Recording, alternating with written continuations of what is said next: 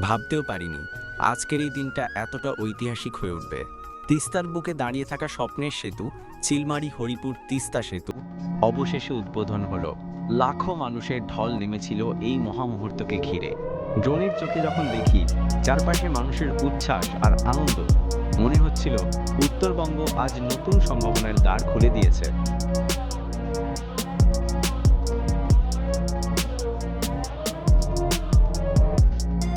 তিস্তার নীল জলের বুকে ১,৪৯০ মিটার দীর্ঘ আর ৯.৬ মিটার চওড়া এই সেতুটি দাঁড়িয়ে আছে গর্বের সাথে।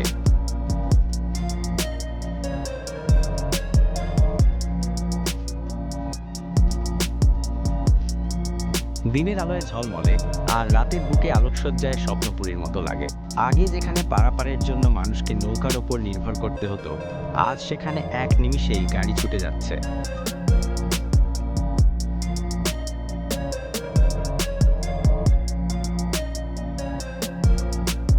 এই যেন সময়ের গণ্ডি ভেঙে এগিয়ে যাওয়ার প্রতীক। এই সেতুর জন্য দীর্ঘদিন অপেক্ষা করেছে চিলমারি ও সুন্দরগঞ্জের মানুষ। আজ সেই স্বপ্ন পূরণের দিনে আনন্দাশ্রু আর উল্লাসে ভরে উঠেছে চারপাশ।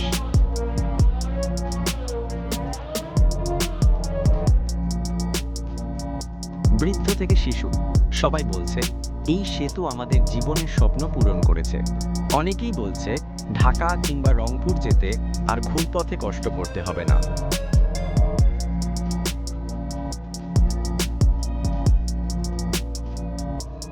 চিলমারি, সুন্দরগঞ্জ, গাইবান্ধা ও কুড়িগ্রামের লাখো মানুষ এখন সরাসরি সংযুক্ত হলো।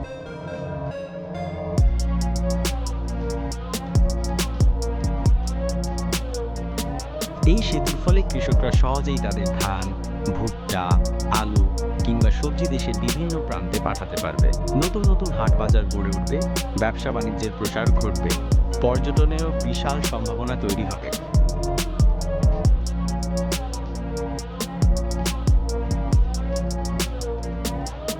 তিস্তা নদীর দুই পার এখন হয়ে উঠবে উত্তরবঙ্গের নতুন আকর্ষণ। সবচেয়ে বড় কথা, সময়, অর্থ আর দূরত্ব তিনটিই কমে আসবে।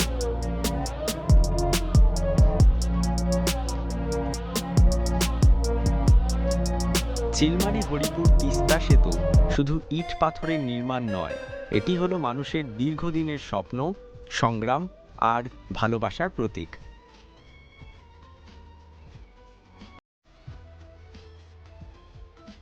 আজকের এই সেতু উত্তরবঙ্গকে নতুন করে যুক্ত করেছে পুরো বাংলাদেশের সাথে।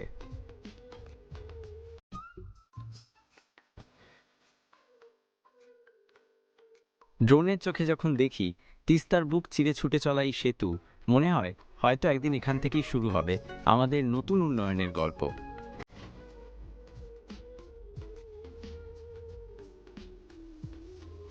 তিস্তার বুকে দাঁড়িয়ে থাকা এই সেতু শুধু পথ নয়, এটি হলো আশা, অগ্রগতি আর সমৃদ্ধির সেতু।